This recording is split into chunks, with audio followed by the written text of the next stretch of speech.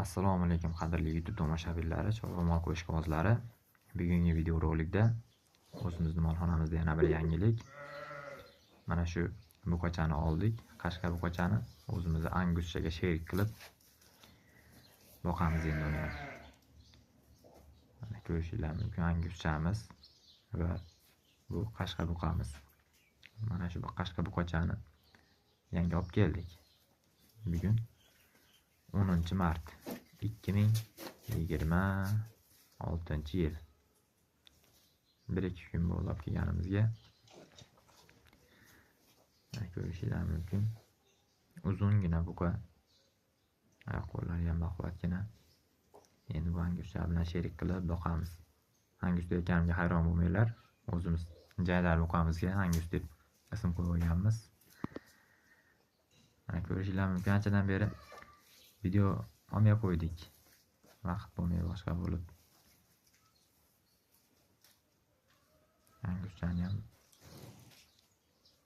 ozgina yem berib turibmiz bu anguschamizga ham, qolgan buqalarimizga ham.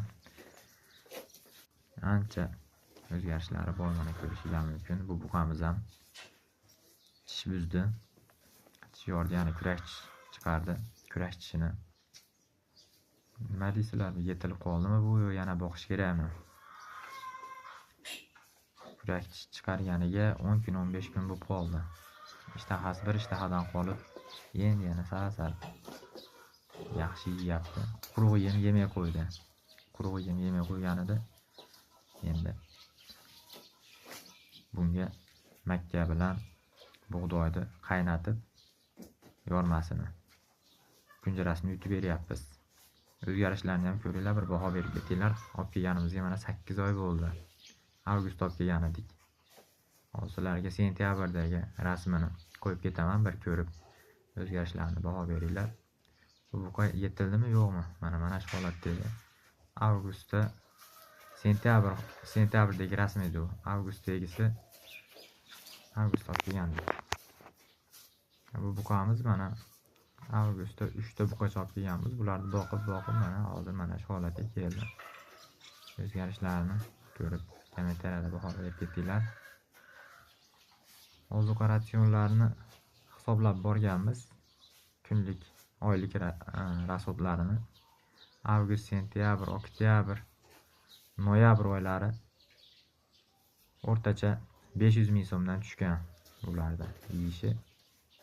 Dekabrdan boshlab 900 ming so'm atrofida tushyapti har biriniki bir oyiga.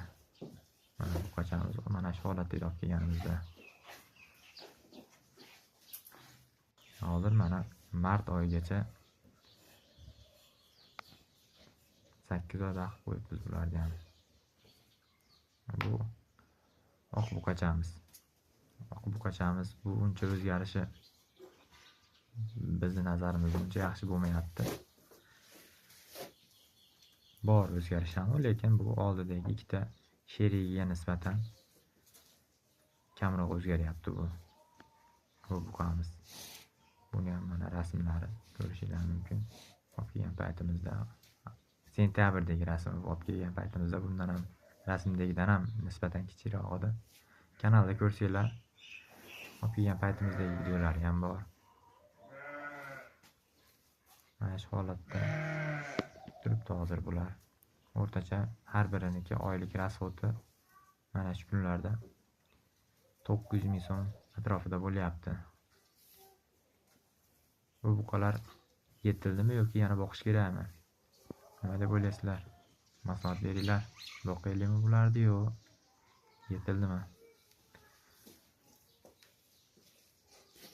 Mana shu holatda turibdi hozir buqalarimiz. Bo'ylari bu uzun qora buqamiz bo'yi 1.32-33 chiqadi. Mana bunisini bo'yi 1.24-25 chiqadi.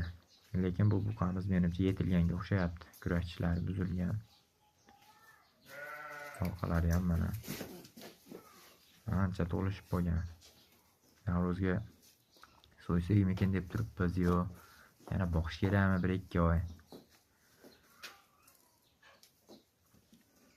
Nima deysizlar? kurashchi chiqqandan keyin boqish kerak deyishadi ko'pchilik. Lekin quruq yem u darajada yemay qo'yishdi.